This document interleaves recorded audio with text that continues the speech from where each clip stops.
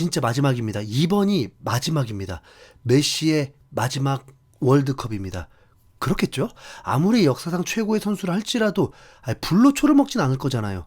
87년생 일주일 후 생일인 메시가 나이가 이제 일주일 후에 39살입니다. 어라, 39살이라고 하니까 4년 뒤면 43살인데 마지막 맞는 거겠죠? 85년생 41살 호날두가 이번에도 월드컵 출전이기 때문에 메시가 4년 전에 카타르 월드컵이 마지막일 줄 알았는데 이번에도 건강한 상태로 출전하다 보니 그마저도 장담을 못하겠습니다. 그래서 손흥민의 월드컵도 마지막이라고 말해서는 안 된다고 하는 겁니다. 손흥민은 4년 뒤가 38살일 뿐입니다. 세상이 마지막이라고 해도 본인이 아니라면 아닌 거죠. 메시는 월드컵 역사상 최초로 24년 동안 월드컵에 출전하는 6회 연속 월드컵을 출전하게 되었습니다. 메시가 지금까지 쌓은 기록들을 누가 어떻게 깰 수가 있겠습니까? 일부는 깰 수 있겠죠. 예를 들어서 월드컵 통산 득점은 메시가 솔직히 좀 부족합니다. 음바페가 이미 메시와 통산 골 수가 같은 상황입니다. 음바페가 나이가 지금 이제 27살이기 때문에 최소 5회 월드컵 출전을 할 것이고 이번 월드컵 다음도 2번은 더 나올 상황이니까 월드컵 통산골은 음바페 몫입니다. 이 자식 진짜 인성만 좋으면 그래도 레전드 반열에 인정이 될 텐데. 아르헨티나는 감독이 있지만 메시 팀입니다. 모든 선수들이 메시를 경외의 대상으로 여기면서 메시에 의한, 메시를 위한 원팀입니다. 그 결과가 아르헨티나는 FIFA 랭킹 1위에 올라 있습니다. 아르헨티나 국대 골키퍼 마르티네즈가 인터뷰를 통해서 뭐라고 했냐면 감독도 대통령도 메시가 말하면 입을 다물게 된다 라고까지 할 정도입니다. 동료들이 모두 모인 상황에서 메시를 기다리고 있고 메시가 출발하자 그 뒤에 전사들이 메시를 따르듯 달립니다. 다르긴 달라요. 아르헨티나는 4년 전 월드컵 디펜딩 챔피언입니다. 음바페의 프랑스와 역사의 길이 남을 명승부를 펼치면서 승부차기 끝에 아르헨티나가 우승하게 되면서 메시의 마지막 소원까지 이루어질 수 있었습니다. 메시는 이번 월드컵을 위해서 인터 마이애미를 선택했고 미국의 축구를 이끌고 있습니다. 아르헨티나를 이끄는 스칼로니 감독은 메시가 출전하지 못할 경기가 있다는 것도 가정을 하면서 세대 교체에 꾸준히 공을 들였고 훌리안 알바레즈와 라우타로 마르티네즈가 전성기를 맞이하면서 파괴력 있는 공격진을 완성시켰습니다.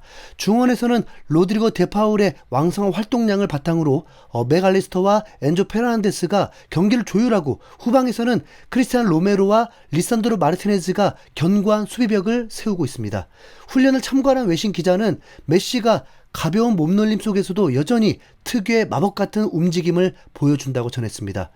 이 메시가 아르헨티나가 J조에 속하면서 알제리, 오스트리아, 요르단을 상대하게 되는데 아르헨티나가 조 1위라는 데는 이견이 없을 정도입니다.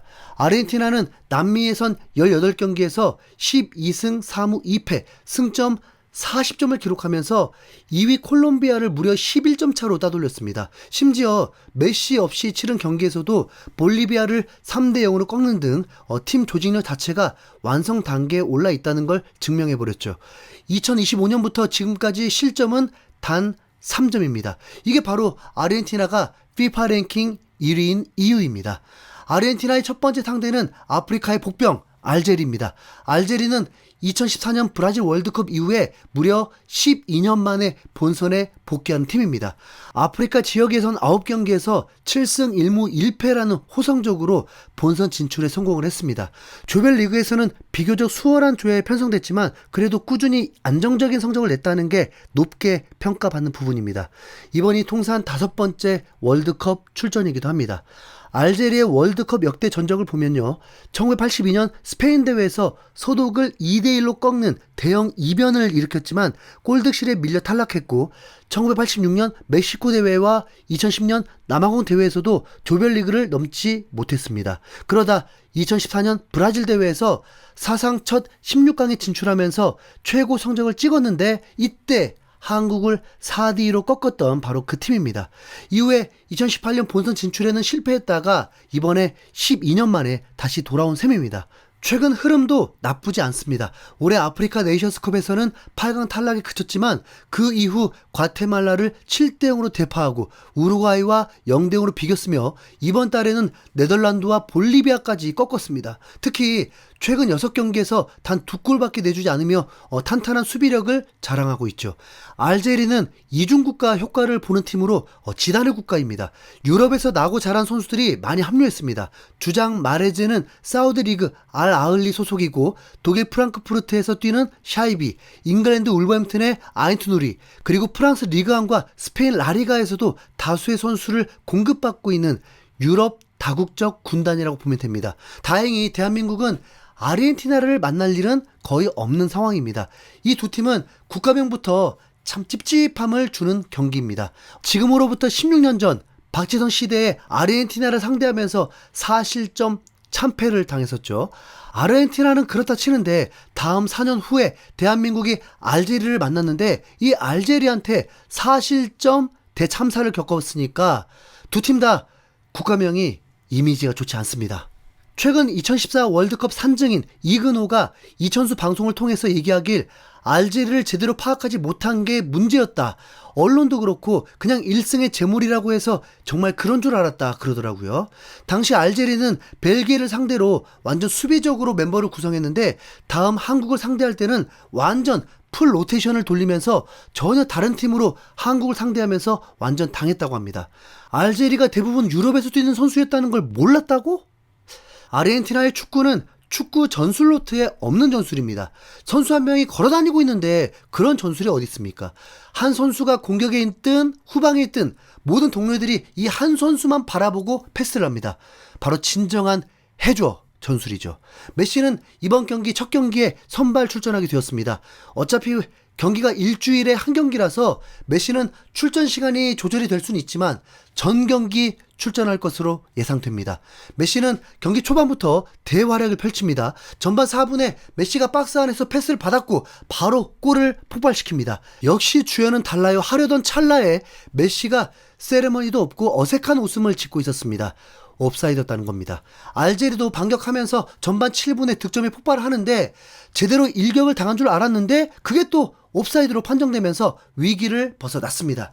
중계진이 흥분하면서 메시를 일방적으로 찬양하며 응원하니까 덩달아 메시만 보게 되더라고요.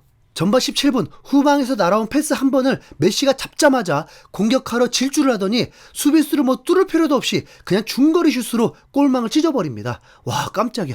기대 득점값이 0.09였습니다. 득점될 확률이 100번 차면 9번 들어간다는 어려운 골인데 바로 메시가 선제골을 넣습니다. 뭐 이렇게 골이 쉬워요? 전반부터 더 많은 골이 나올 줄 알았지만 앞서 설명드렸듯이 알제리도 강하다 보니까 전반은 1대0으로 마쳤습니다. 알제리는 랭킹 1위를 상대로 매우 잘 싸웠습니다. 모든 기록이 비슷했습니다. 그냥 메시에게만 실점을 한 거죠. 후반전 메시가 골에 욕심이 있는지 잔뜩 힘이 들어가면서 득점을 놓치고 마는데요. 염려할 필요가 없습니다. 후반 15분 말도 안 되는 위치 선정으로 어느새 골문 앞에 있더니 동료의 중거리 슛이 튕겨져 나온 걸 잽싸게 침투해서 밀어넣으면서 멀티골을 폭발시킵니다. 메시 원맨쇼네요. 이로써 음바페, 홀란 조카들과 함께 득점 선두를 달립니다. 거기다 75분에 메시가 헤트트릭을 완성하는데요. 과정이 미쳤습니다.